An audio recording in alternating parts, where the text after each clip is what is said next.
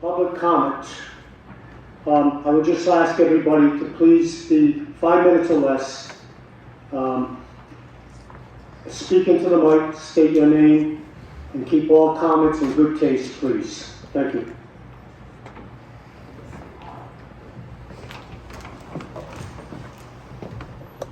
Good evening. My name is Michelle Taylor. I'm Vice President of Social Health Services at Community Care Alliance. I've been with the agency for over 25 years. I grew up in Woonsocket, and I have family who still lives in the city. As all the good French Canadians say, je me souviens, I remember. There are many things to be proud of in the city, but the city's treatment of its most vulnerable citizens is not one of them. Homelessness is not a personal moral feeling or a lifestyle choice, but a catastrophic failure of the system. In the words of Greg Colburn, homelessness is a housing problem. I encourage you to read this book. If you are interested, I'm happy to loan you mine. I can assure you that handing out tents and sleeping bags has neither caused nor perpetuated this problem. We have kept people alive, but not everyone. This year, we lost 13 Woonsocket residents due to the negative consequences of homelessness. As of today, there are approximately 35 people living outside Woonsocket, possibly more. Another 20+ individuals find shelter each night at the Harvest Community Shelter. We have over 80 adults and children at the NRI shelter in Smithfield. Everyone in this room will agree that homelessness is a problem. It is clear, however, that we don't agree on the solution. It's time to admit that a policy of harassment is not the answer. The strategy has not found housing for people, nor has it forced them to move out of the city. Why not? Because these are our people. This is their home. This is where their family, their supports, and their services are. They want to be here, and we are failing them. I'm here tonight to ask you to work with the human services providers in the city. There are solutions to this problem. When we provide emergency shelter, we save lives, improve physical and behavioral health, connect people with resources, get people working, preserve families, reduce crime, and connect them with housing. When people remain on the streets, it's nearly impossible to achieve these outcomes because all of our energy is directed at crisis intervention. Woonsocket has done a good job of establishing affordable housing, exceeding the 10% target, but your work is not finished. A housing wage is over $49,000, while the median income in the city is $44,000. That means that more than half of the population doesn't earn adequate income to afford fair market rent. The good news is that there are solutions, and you have a wealth of human services resources available to you in the city. I encourage you not to waste another day. Establish a housing work group that includes these community partners. Together we can end homelessness, creating a healthier and safer community. Thank you.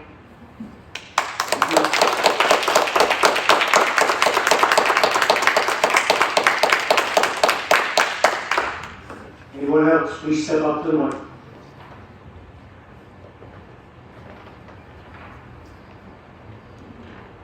My name is Baldelli-Hunt. I'm here today to speak on support for the housing advocates here in the city alone. Also, I want to state that the homeless problem is not a problem. It's a crisis in this state. It is a crisis. My name is Baldelli-Hunt. I state I'm a resident of Providence, Rhode Island. I'm also an activist for the homeless here in Rhode Island. I'm just here to ask, considering Woonsocket has a pretty fresh city council this year, from what I hear, and that is that you are willing to work with the local providers for the homeless here within Woonsocket by getting a work group started, including the city human service providers. Because even though I'm not from Woonsocket and I'm from Providence, where we are trying to get a similar thing, if not the same movement going there, I personally think if we can get one city on board, that will start the domino effect with the other cities. So I just wanted to show support here today to what these local providers are trying to accomplish. And I hope you guys, the City Council and the Mayor of Woonsocket, Lisa Baldelli-Hunt, does their job and gets on board. Thank you.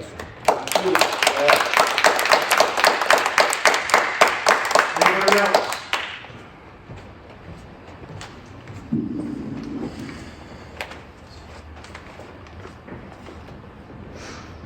Good evening. My name is Nathan Paul. I'm a family medicine physician. I work as a primary care doctor here in Woonsocket. My background also includes a training in what's called preventive medicine, which is trying to take a public health lens to try to get at the root cause of a lot of the problems we see. Why that matters is because in primary care, we get to know people over time.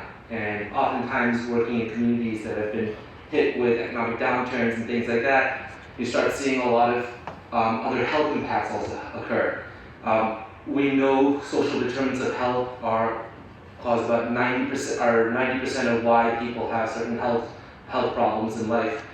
And so as much as I can try to prescribe a person out of their diabetes, if their environment is not secure and safe and meeting basic needs, we know that we cannot really get them to, take their medications as we want them to, get their levels down, and so on and so forth. The reason I bring all this up is because housing is integrally tied to any person's health. You know it, I know it. I was standing outside for just a few minutes, my body started shaking from the cold. Can you imagine what that does minute after minute, hour after hour, night after night, month after month? It is devastating to not just the body, but to the psyche. So what does that do? Your mental health starts to break down. I was talking to one of my patients who said the scariest night of his life was the first night he lost housing because he couldn't afford rent and he was evicted. I think we can all understand that the first time, if you suddenly realize for the first time in your life you actually don't have a roof over your head and you're going to be sleeping outside, it can be really, really scary. What happens from that point forward is the trauma and pain starts to set in. Now what do you do when the trauma and pain starts to set in? Well, you try to find anything to help you just get through this night. This is one of the main causes of how people turn to drugs and become addicted to drugs and things like that. If we all agree that drug use and overdoses are a problem, again, let's take the root cause approach to this. What's causing it? Housing is integrally tied to not just drug use, but to their overall health. One of my patients just today, the reason I'm here today, one of my patients, he's been sober for 10 years, working 2 jobs, unable to afford rent, living outside in a tent. It was one of his tents was in the encampment that was raised down. He's probably about mid-50s, and he's got children, and he pays child support for and supports them. His children had even drawn little drawings for him to give to him over Christmas. He ended up in his tent. All of a sudden, at the break of dawn, early morning, he hears what sounded like this loud noise right outside his tent. And he quickly pokes his head out. The workers there didn't realize there was someone inside the tent. They tried to tell him that they'd given notice before. He's an honest person. He does 2 jobs. He's stuck with these jobs. He's created these jobs for a long time. There's no reason why he would lie. He says he had no prior notice of what was happening. And then while they forced him to step aside, and in front of him, 3 feet in front of him, they started breaking down all of his belongings. It broke him. He's one of the toughest people I know. He says one of the first times I actually cried. I was crying and trying to ask him, please don't do this right now, just give me some time. It didn't matter.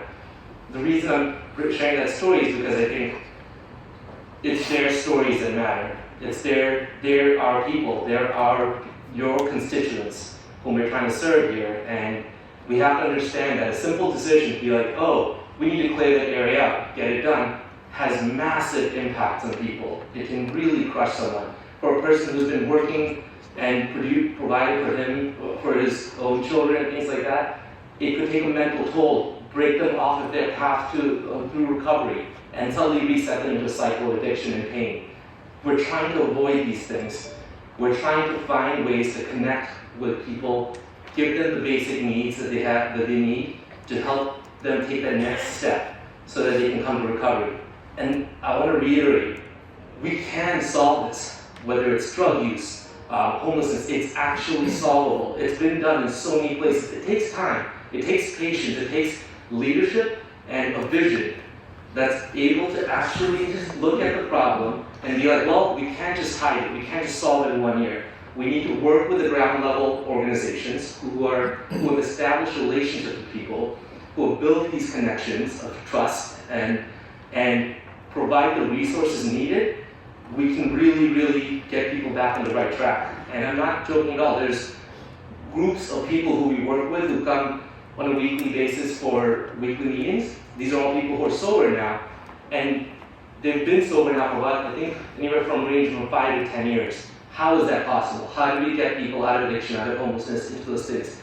It took a lot of intensive outreach from the social workers, community health workers, frontline workers to do this. So my point here being that this stuff is 100% possible to do, but when we just go and with the snap of a finger suddenly decide that needs to go down, all of the work that we're doing, whether it's me in the clinic or the social workers, all of that goes crumbling down. All those resources, the money that was put into it can collapse inwards. It's recreating these cycles, and we can be so much more efficient, we can do this so much better, but we really need to coordinate from the office of the mayor to the city council, all the way down to the community grassroots organizations, and most importantly, to the people who are directly impacted by this problem. We cannot be doing these decisions from, a far place. We have to get boots on the ground. And the good thing, the great news is that Woonsocket has amazing boots on the ground. You have amazing workers, people who have given their whole lives to this, who are working for less than what they deserve, but they put in more hours than they're supposed to be working. We can do this if we can combine all of our efforts, and I think it's really important to be able to actually communicate with each other and treat these people as human beings whom we can lift to recovery and bring them back to a good place. Thank you.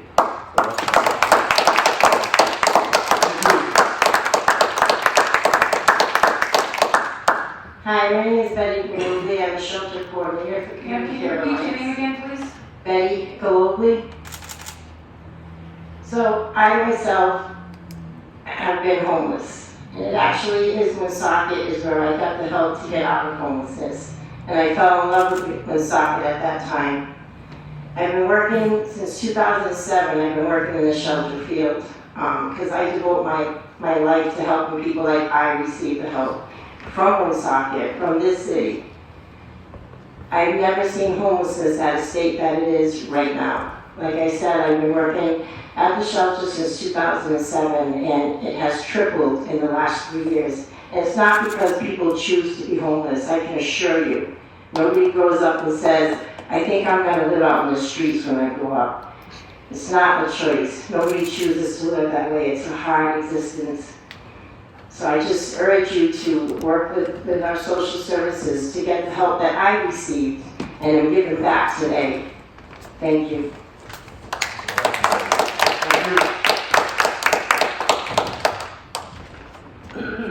Hello, my name is Paula Hudson. I just have an observation. I noticed that you started your meeting with a prayer. And so I just wonder, have you ever thought, what would Jesus say about what you are doing to people who are unfortunately homeless? I think it would be nice, if Jesus practiced what he preached. He fed the poor. He clothed the naked. He housed the homeless.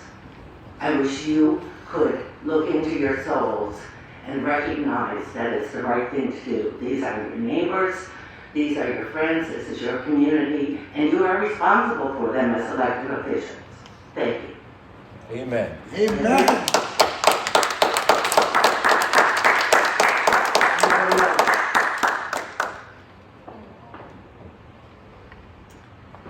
Good evening. My name is Margaret Morristow. I live at East Fork Pinecrest. Anyone coming to the podium, can you please state your address as well? Thank you. I live at 84 Pinecrest Drive in Woonsocket. I've been working in housing and homelessness for about 20 years. You may remember me coming to city councils prior and saying that we don't have enough affordable housing, and that we need enough affordable housing to meet the needs of our community.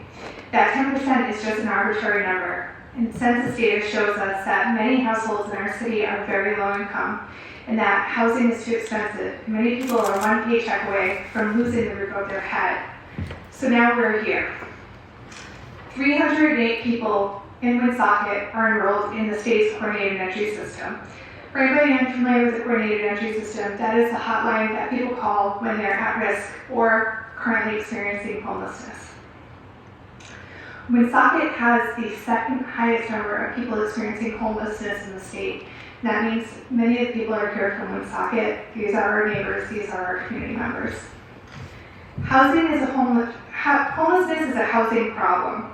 The only way to solve homelessness is to create affordable housing and supportive housing. Shelters are only meant to be a temporary option. Typically, when people become homeless, they call the state's coordinated entry system, get referred to a shelter, stay for a little bit, and are able to find more permanent housing. But unfortunately, every shelter bed in the state is currently full. As of last week, there were 262 people who are still unsheltered living outside in cars and tents. Two factors have led to the crisis we're seeing now: the pandemic, which we have not recovered from, and the skyrocketing cost of housing. Landlords are raising rent with only 30 days notice, which is displacing people faster than they can find housing. Housing stock is lacking due to properties becoming investments such as Airbnbs and VRBOs, and some units are disappearing due to demolishing for other purposes. This creates a classic economic issue. Less stock drives the market to charge more for rents, which become unaffordable to low-income working-class people. People lose their homes, and with shelters at capacity, people are forced to live outside in tents and cars. Bulldozing encampments does not solve this problem. Preach. It is much more complex. Displacing people who are unsheltered only causes more harm and trauma. People lost winter survival items such as clothes, tents, and sleeping bags that are critical to keeping them alive in the harsh winter weather. People lost medications that they need to survive. People lost vital documents such as licenses, social security cards, birth certificates that they need to apply for housing, to get jobs, to access support programs. No remorse. People lost their personal valuables such as pictures of family members and other meaningful things that further leads to trauma and depression that people often experience when they are homeless. What was done last week in our city was cruel and thoughtless. City officials who ordered the bulldozing showed a lack of empathy. Excuse me. Council President. Raymond, I'll ask you to keep your comments to yourself, please. You already have I'm one. agreeing with the speaker, so I'm freely able to speak under the First Amendment of the Constitution, right, Council President? We have a right to You come already freely had speak your and expression. opportunity to speak. We have the right I'm commenting on the speaker. I'm commenting what the speaker said in agreement. So what am I doing wrong? Yes or no, that's all I need to hear. Freedom of speech, so I'm not going to abide. Freedom of speech and expression, First Amendment constitutional right, President Council. What was done last week in our city was cruel and thoughtless. City officials who ordered the bulldozing showed a lack of empathy. This is not how we treat our neighbors, and everyone deserves compassion. Amen. Furthermore, it was a clear violation of the Homeless Bill of Rights that was made state law in 2012. The law states the following: that people who are experiencing homelessness have the right to use and move freely in public spaces, including, but not limited to, public sidewalks, public parks, public transportation, and public buildings in the same manner as any other person. And people who are experiencing homelessness have a right to reasonable expectation of privacy, protected from search and seizure of personal belongings, such as backpacks or tents, to the same extent as if they were in a house. Bulldozing someone's tent and other belongings is like someone going into your own personal house and throwing your things away. Victims of this action have a right to sue. Preach. Doesn't our city have enough lawsuits to deal with?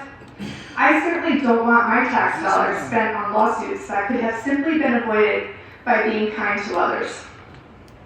I'm asking for 5 things. The first, that the administration creates policies and procedures for dealing with encampment issues that include coordination with service providers, provision of receptacles for people who are experiencing homelessness to dispose of their own waste, proper notification when a site does need to be cleared, and no clearing until there are available shelter beds for people to be able to go to. Second thing I'm asking is that the City Council creates a housing task force in Woonsocket to identify policy solutions that reduce homelessness and housing insecurity. I'm asking that the City Council codify the Homeless Bill of Rights as a local ordinance so that it is known, enforced, and respected in our city. I'm asking for more oversight of the CDBG funds to ensure that available funds are being used to create more affordable housing. And finally, Mayor Baldelli-Hunt, Director D'Agostino, I'm asking you to apologize to the people harmed by last week's Yes. thoughtless and poorly planned. Yes! Yes! Apologize to me, people. Yes! Shame on you guys! Shame! You're gonna respect the rules of the city council, or you're gonna be asked to leave. Respect my constitutional rights, please. I understand what you're saying, but. if Respect you my have a constitutional problem rights. with Your that, policies you'll be don't asked trump my to leave. rights. Your policies don't trump my rights, sir. Finally, I want to offer my experience and knowledge as a resource to the council and the administration. I appreciate the time and effort that the council has made to look into this matter. I know many of you care. I'm always available to answer questions that you may have. Thank you.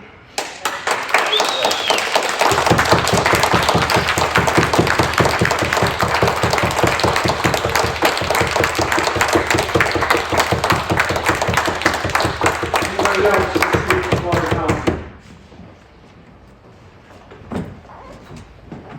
Shame on me, Lisa. Hello, my name is Alice Ellis. I have been Address, please. 385 Cass Ave, Woonsocket. Start over, I couldn't hear you because he was speaking. Okay. My name is Alice Ellis. I am a resident of Woonsocket. I have lived here for the better part of my life. I have experienced homelessness personally. I did not choose it. I was 11 years old when I was homeless. My family did not choose to be homeless. Nobody chooses to be homeless. When you are stuck in a cycle of homelessness and poverty, you have to make choices. Preach. You have to make choices that many, I feel, on city council may have never had to make. Choosing between medication, finding a safe place for you to stay for the night, or as safe as you possibly can. Why I am bringing this up to your attention is I feel it was cruel and unusual the way that Department of Public Works officials and the Woonsocket Police Department, who were tasked with removing people from the encampment and had destroyed many belongings. We have multiple reports of people's belongings being destroyed and given very little actual time to move. I want to say many people said they were given a half hour to leave the encampment. I guess I want to ask, how is that acceptable? How is it acceptable that someone is told to move their entire livelihood, all their belongings, and move and basically have their stuff moved or destroyed, and may even face the threat of arrest for any potential retaliation of their belongings being destroyed? How is that fair? How is this helping the city? How is this helping the city at all? It doesn't help the city to remove the only resources that many of its most vulnerable have. It didn't help the city to bulldoze the encampment, and unfortunately, there have been many comments that I feel by members of city council, by government, specifically by Department of Public Works Director Steve D'Agostino, that I felt were just, I'm at a loss for words for how incompetent it would be. The fact that many different organizations such as Community Care Alliance and those grassroots organizations are expected to take up the job that members of City Council and Department of Public Works are supposed to be doing. You're supposed to be looking after the people of your city, whether they have housing or not. And the issue there is lack of housing. So I would like to reiterate my statements, the statements made by the previous speaker, that I think anything less than a formal apology and a plan moving forward to help heal the trauma of the people that have been displaced, I think anything less than that is unacceptable. Thank you.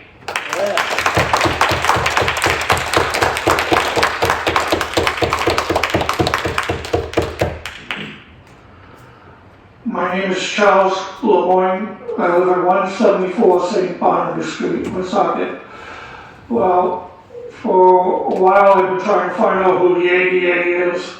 I called City Hall, I called the mayor's office, and I still haven't heard where I can find the ADA for Woonsocket.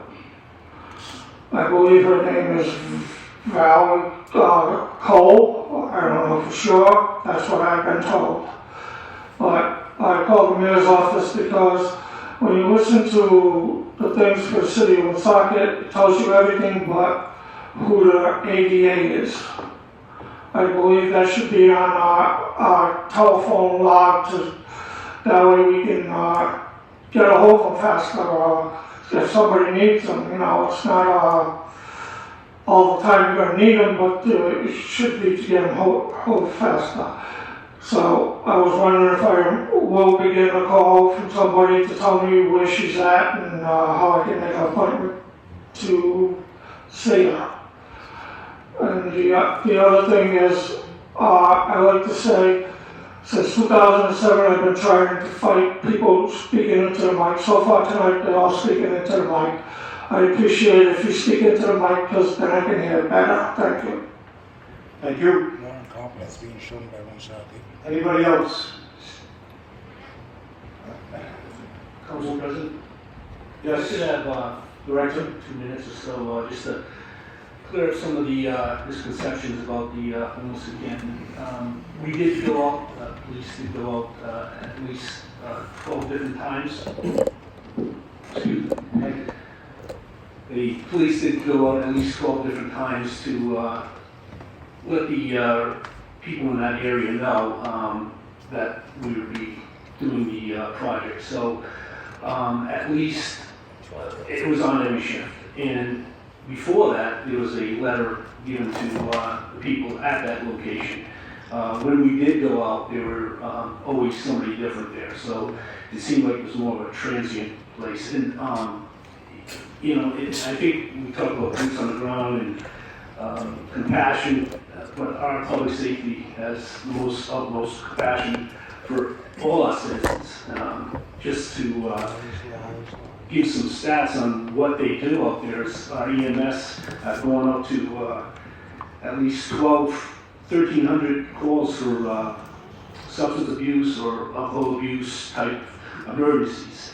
And I think there's over 350 just in the social flatland that our EMS responded to. So we're out there, and the public safety definitely needs everyone's help in this, and it's a significant problem. So to say that you know, the city administration is not compassionate, it's you know, a little disheartening. We work very hard out there and to make people do everything we can to help everybody along. So I just wanted to add that there's significant problems out there, and you know, our police and fire are handling it as the best they can. Thank you. Such lies. Thank you. They'll be out the rocket.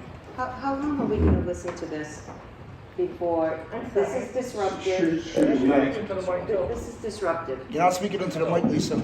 If I could just add, it's a public assembly. I mean, you have to. Yes, thank you. You have no choice but to deal with it. First Amendment constitutional Well, right just to asking, activity. understanding this is a public assembly, sir. Yes, it is, and I'm publicly assembling a protest right now. Excuse me, sir. If you're going to be belligerent to people, I'm not being belligerent. It's on recording. I believe you are. And if you're going to be You're downright, to not say the truth. you can talk to people, but if you're going to do it in a mean way, I'm not. you're going to be asked to leave. I just And I'm not going to say it again. So you're going to invoke my constitutional right. We are not going to put up with this. Everybody has the right to speak. You'll be seeing my lawyer. Everybody has the right to speak. Yep, you'll be seeing my lawyer. Thank you. Yep, Go you're ahead. welcome. My name is Michelle Stabler. I reside at 139 Ray Avenue here in Woonsocket. I also own a 6-family. And in light of what everybody else has been saying, I would like to keep in the front burner what happened last year with our taxes as multifamily owners. I know I received a significant increase And I'm one of the fortunate ones who my buildings are paid off. We want people to come here and either live in or buy and be good landlords. But I'm being forced in a situation where I'm going to have to raise these rents in order to take care of things properly. I have held off, but I have yet to hear if this is being addressed at all. What happened? What happened with the tax assessment? What happened? So I'm asking, please, that we would get some answers so we can address it, because we can see the domino effect. Thank you. Thank you. Hi everyone, my name is Harrison Tuttle. My address is 131 Belmont Road in Cranston, Rhode Island. Every Saturday there's a group of individuals that help out our most in need population, the Lagos Project. And it's something that, as someone from not the city, never thought that I would be doing work in Woonsocket, but a lot of the issues that we face here in this city that I work at every single weekend are systemic. And I feel as if there's a huge disconnect with portions of the city on how to deal with homelessness. I feel like we don't really understand maybe what the best ways to go about it are. Maybe there are disagreements as to what are the best practices to deal with folks. I can tell you that having police officers go to folks who are unhoused, when we know historically that law enforcement has been a vehicle or a tool to break down encampments, is not the most efficient way to go about helping folks. And I don't want to use this opportunity that I have here tonight as a form of criticism, more as a way that we have gotten so many different opportunities to hear from the public about solutions.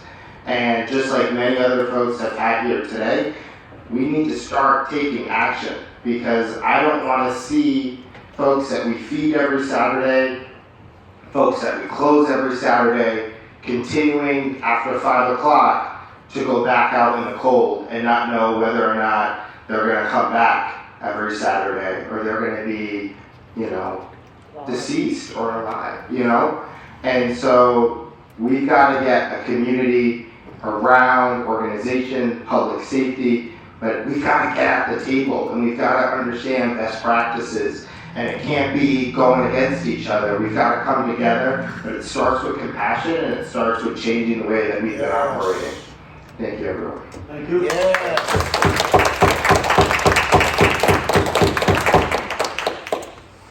Anybody else? Thank you. Council President, Yes. I just want to clarify, I want to thank everybody for coming tonight, but I just want to let everybody know that we're not able to respond, so I just want to let everybody know. Councilman, if you could clear one more seat. Please. I'm sorry. One more thing. Thank you. Hi, my name is Marie Bruton, and I live in Cumberland, Rhode Island. I belong to the May organization, which feeds the Woonsocket homeless on Sundays at Blue Lake Field. We have, since COVID hit, we have many more people that we see every week. We used to be somewhere in the neighborhood of 70 to 100 people. Now we're at 100 to 150 people. And one week we reached 170 people. We do a lot for this, for the community of Woonsocket. And there was a statement that was made that kind of irked me a little bit. Mr. D'Agostino, I don't know who he is, but he made a comment to the effect that the 501Cs that are in the city helping are the cause of the problem, and that we're not doing enough to do the job, which we've been doing a lot. I've been doing it for 5 years. We provide tents, sleeping bags, toiletries, hot meals, lunches, clothing, and CCA comes down to the site and provides harm reduction as well for them. We want to work with you. We want to solve this issue. We don't like seeing our friends die. Can there any way that we can collaborate together to solve this problem and not be on opposite sides of the fence on how to deal with it? There's many people here that have compassion for these people, and I'm sure you're a compassionate bunch as well. Maybe a couple of people are making decisions that I don't think are fair to our friends. But can we start some kind of committee where we can all come together and have ideas, shoot some ideas on how to solve this problem? Yes. It's not going to be overnight, but can we stop the move to move forward? And that's all I really have to say.